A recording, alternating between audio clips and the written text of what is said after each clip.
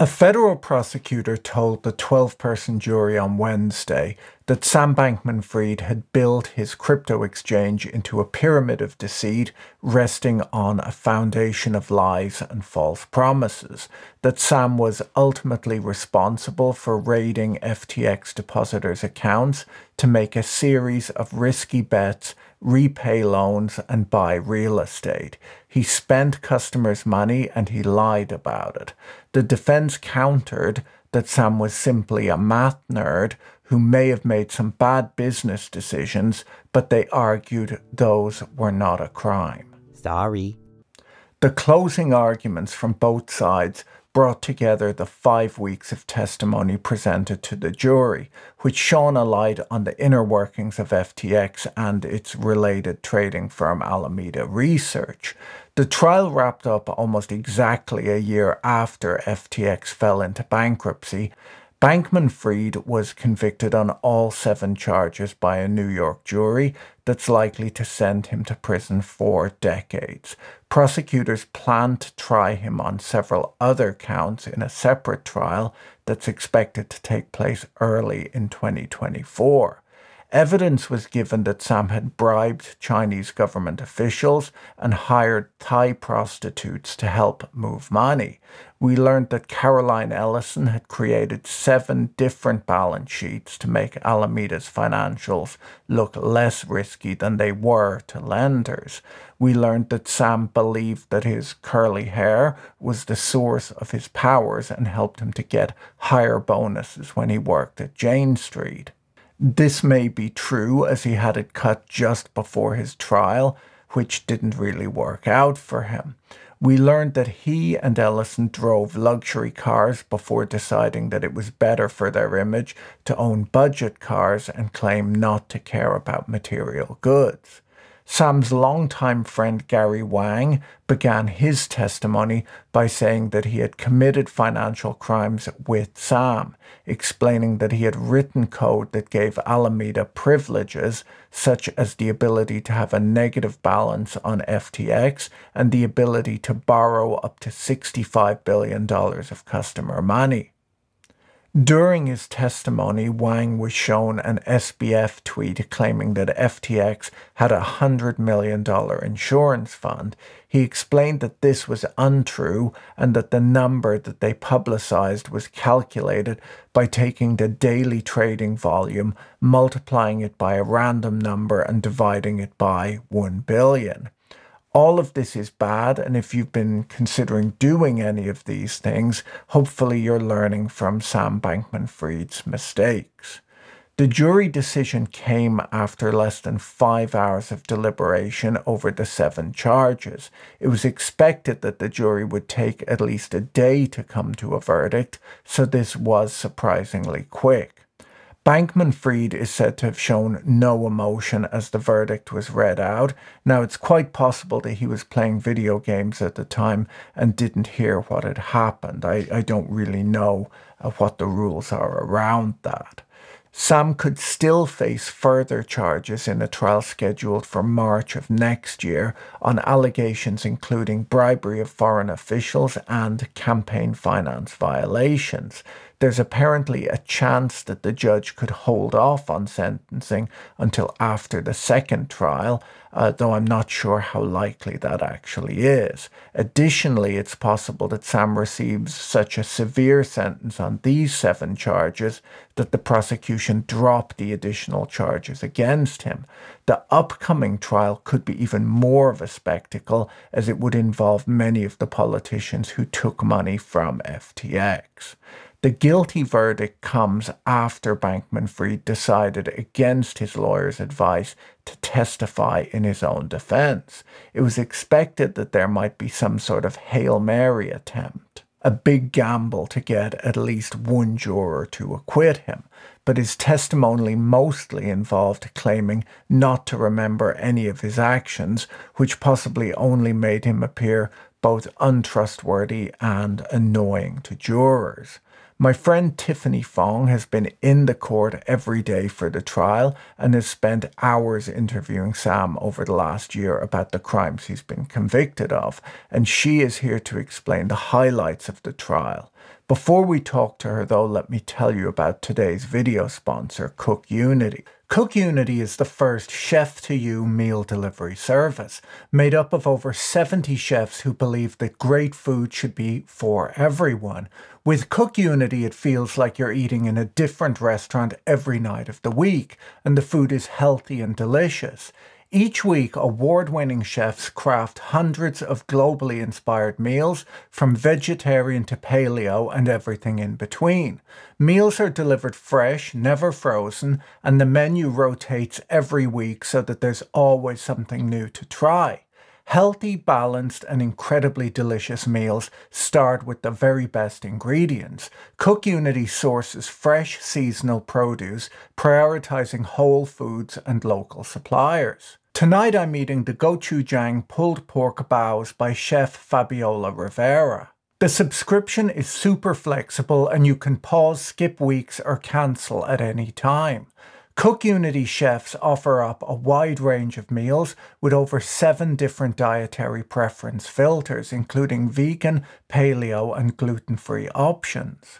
Get 50% off your first order of Cook Unity meals. Go to cookunity.com pboyle50 and use my code pboyle50 at checkout to try them out for yourself. Thanks to Cook Unity for sponsoring this video. Okay, so welcome to the video, Tiffany. You've been covering this whole thing for quite some time. In fact, I think it's the best coverage on the internet. Can you tell me what the vibe was like at the trial, like what it's like being there? God, I mean, the days vary. First of all, they're early days for anyone who wants to actually attend the trial in person. There were some days that I was heading to court at 1 or 2 a.m. just to line up, and there would already be people there. So, first of all, everyone attending and who is in the actual courtroom and fighting for one of those few 20 spots is extremely exhausted. But we've all been doing our best to check out what the vibes are like in the courtroom. So, some days are definitely more high tension than others. Obviously, a lot of people were anticipating Caroline Ellison's testimony, so those were really packed, high anticipatory days. And I think a lot of us have just been looking to see what Sam Bankman-Fried's reactions have been and what his parents' reactions have been. Sam, first of all, is not the most emotional person in the first place, so you don't get a lot of facial expressions from Sam, but you do see a lot of reactions from the parents. So there are some days where they're like very clearly, visibly upset, very understandably so. So a lot of tension in the room, but it's been interesting to watch it all unfold in person. And what were the big, was Caroline and Sam, were they kind of the two most important or the most interesting people at the trial? I feel like everyone was looking forward to Caroline's testimony the most, but I actually thought that Nishad Singh was, to me, the bombshell to listen to. I think Nishad just described everything in an almost theatric way. Like he was describing private one-on-one conversations with Sam Bankman-Fried and was really setting the scene. He was describing the time of day and where they were sitting on the balcony, and Sam was reclined on a chair while he was pacing around in some of these conversations. So Nishad was actually the most interesting to listen to out of the testimonies, in my opinion, and I think other journalists felt the same. But all of the star witnesses had bombshells. So Yeah. every day has been there's just been so much information that it's all just becoming sort of a blur in my head. I guess the thing that the press didn't really expect was Caroline's story of the bribes to Chinese politicians and the Thai prostitutes. Yeah, Caroline really just threw in a banger there with the they weren't actually the prosecution, or I think I don't remember if it came up in the direct or the redirect, but or the cross examination, but she wasn't actually asked anything about the Chinese bribes or Thai prostitutes, but she just threw in a banger and she gave it as an example of something they were doing. And she was like, "Oh yeah, well there was that one time when we paid the Chinese government 100,000 or $100 million," and I think that the whoever was questioning her asked like, "Oh, can you elaborate on that?" And then she just decided to throw in that apparently Thai prostitutes were somehow involved in Alameda's attempt to regain access to $1 billion of funds that were essentially being held hostage by the Chinese government or were frozen in some Chinese crypto accounts. And Apparently, somehow, Thai prostitutes were worked into their scheme to regain access to that money. I think it makes sense if you have a story like that, you should tell it. Like this is your one time on the stage. You've got a good story about Thai prostitutes. Get it out. She did. She certainly did. Made headlines. Good on you, Caroline. And I guess other things that she put forth was related to sort of Sam's, what can we say, sort of morality, that he felt that rules like don't lie and don't steal weren't necessarily justified. Like, do you believe? Because it seems Michael Lewis sort of fell for this story that Sam's overwhelming thing is this urge to do good through charitable givings, and that almost any crime is justifiable based on that. Do you think he believes that? Is this just a story? Like, what's your take? Yeah, I mean, I've talked to Sam quite a bit. I talked to him a lot over house arrest, and I actually do genuinely believe that he does believe in effective altruism, but I don't know if it's necessarily for the reasons why other people in the EA community do. I think that Sam mostly just feels like he's the smartest guy in any room. He tends to think that he's superior to most people. I think I've even asked him once, like, if he felt he sort of was superior to people, and he was like, yeah, I don't know if I would put it that way, but I kind of agree with that. So I think that Sam believes in this idea of effective altruism because he believes that he is best equipped to decide where money should go and how money should be spent to make the world a better place. So I actually think he believes in EA, but more because he thinks he's the smartest guy in any room. One of the things that confused me with some of his giving, because you read all of this EA stuff and about how much he cares, and this idea that, if there's a starving person in the other side of the world, that, you should really care about them. But then when you look at sort of his spending, there's a lot of real estate, private jets, there's, a lot of American politicians, there's celebrities, there doesn't, like, I haven't yet heard of like the starving person who received a loaf of bread from Sam. Like, what are your thoughts on that? No, I agree. I mean, looking at the spending, they spent a lot on venture capital. Venture VC investments, real estate, political donations. I think there were some charitable contributions as well, but the government certainly didn't want to talk about those. But uh, to me, obviously, there's a disconnect. I'm like, okay, so you're spending billions of dollars on, I don't know, like advertising and everything like that. I think in Sam's mind, I've posed those questions to him, and in his head, I think he saw it as sort of a stepping stone to get access to more money. So, I mean, in his head, buying this real estate and this real estate in the Bahamas might attract top tier employees to FTX and Alameda. Then it makes the company a better place, and then in his head, I think he was thinking, then we'll get more revenue ultimately. But obviously, looking at it at face value, I'm like, I don't know, and things like private jets. He spent, I think, $15 million on private jet travel, which I guess for a billionaire maybe isn't so much, but obviously, that could have been going to starving children in Africa, Sam. What do you think the goal of his testimony even was? Because there was sort of a build up that he was obviously advised not to. I think he sort of thinks he's smarter than his lawyers and decided to testify.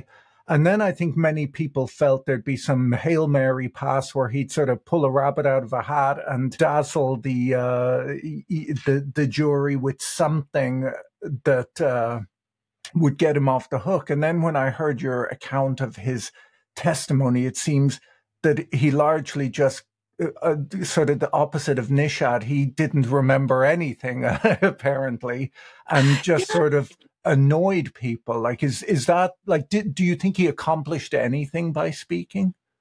I mean, you know what? Like, I I went to every single day of trial, and I felt it was going so poorly for him, and the picture was obviously being painted in such a negative way that by the time he decided to testify, I kind of felt like, you know what? I don't know if you can make it any worse at this point. Because prior to that, I would have said he should not testify, obviously. But there was so much damning evidence, and obviously all of his closest confidants were testifying against him. So I just felt he was screwed pretty early on into the trial. So I kind of think it wasn't even the worst decision he made.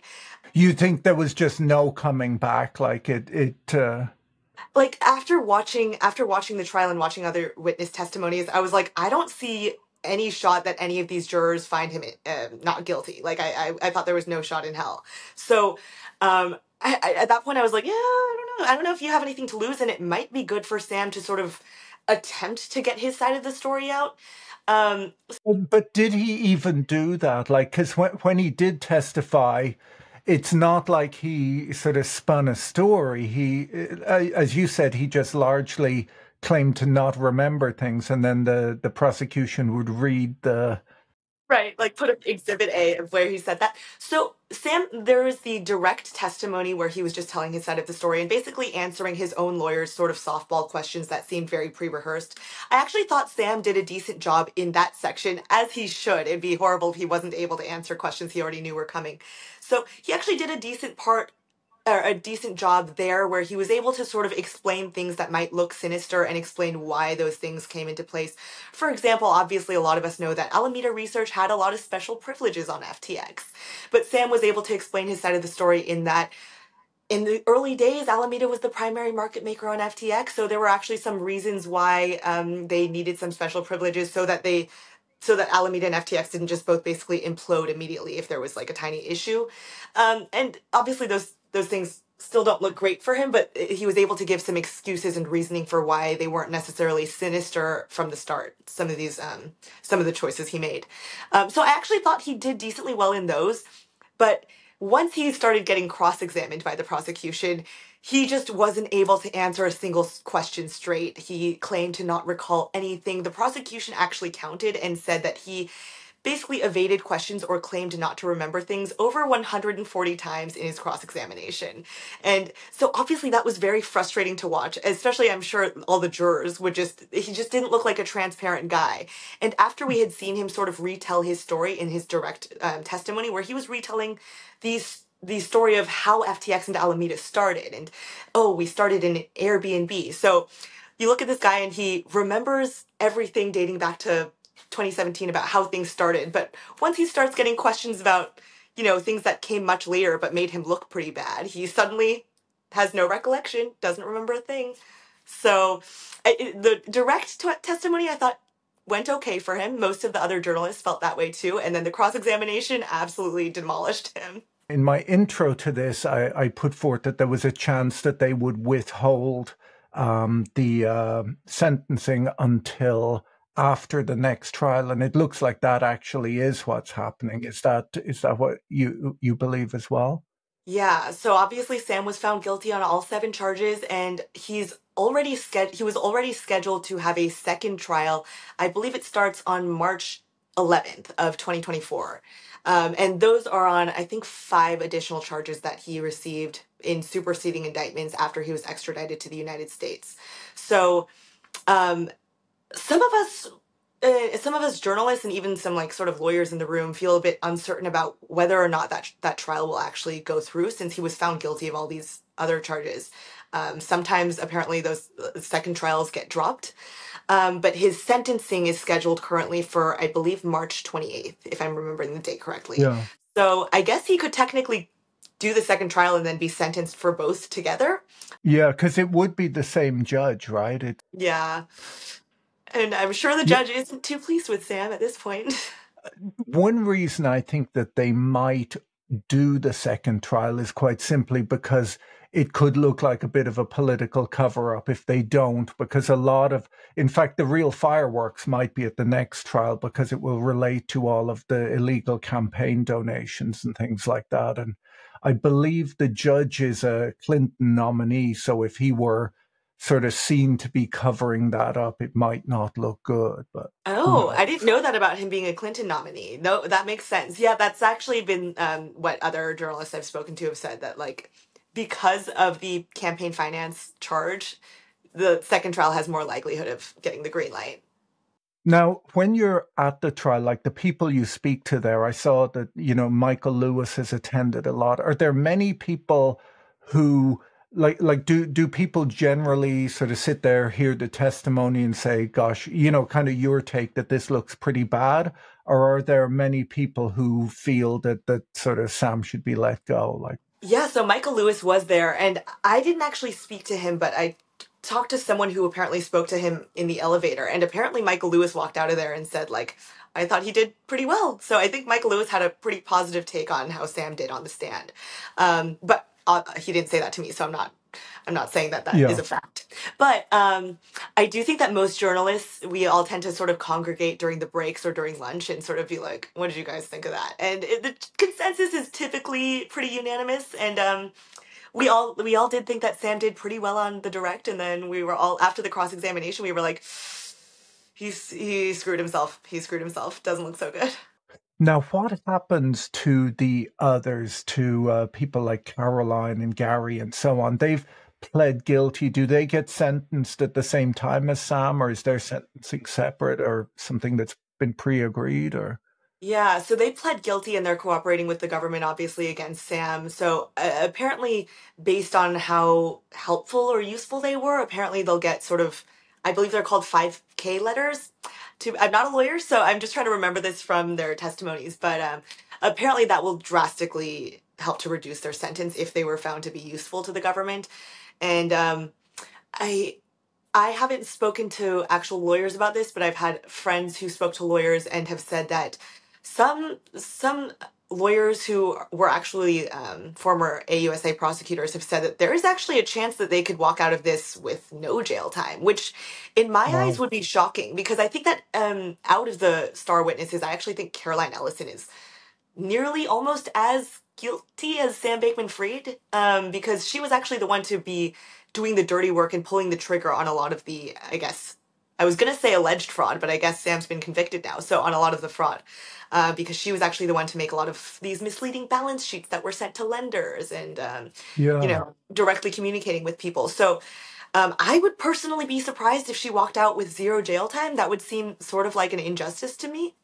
Hmm. So I've spoken to other people who have said that they could maybe expect the single digits in years in jail time, Yeah. which I guess seems pretty light given the scale of what happened. When you read the series of events, it seems like a criminal conspiracy. Like it's not, there wasn't one criminal in the room and the others kind of going, have you seen what he's doing? Like it's, and actually, even if you were saying, have you seen what he's doing? You're sort of guilty as well. So, Right. It's funny though because I feel like they each apparently, according to their testimonies, learned about what was happening at very different times. So I don't know if it started from the beginning as something where they all got together and huddled up and said, "Let's steal customer funds," but it sounded like Gary Wong understood what was happening a little bit before Caroline, and then Caroline understood, and then Nishad Singh claimed that he found out about what was happening in September of 2022, which was only months before the collapse. So in some ways it is a conspiracy, but it also sounded like they weren't all like huddling up from the start to mm. steal customer funds. So it's been sort of interesting. Well, I guess your big thing is YouTube and Twitter, right? People can follow you, and it's Tiffany Fong. I'll put a link in the description for people to follow you. Thank you for the plug, Tiffany's Patrick. channel is both informative and hilarious. I think everyone will enjoy it. Oh, And yeah, and you're on Twitter as well. You're very big on Twitter, and so yeah, I would recommend people to follow Tiffany. I'm so honored, Patrick. You're the best. I also want everyone to know how hilarious Patrick is off camera. Patrick is like one of the funniest people I know. I mean, you're also funny on camera, but anyway. If you enjoyed today's video, you should go to Tiffany's channel to subscribe. Don't forget to check out our video sponsor, Cook Unity, using the link in the video description. See you in the next video. Bye.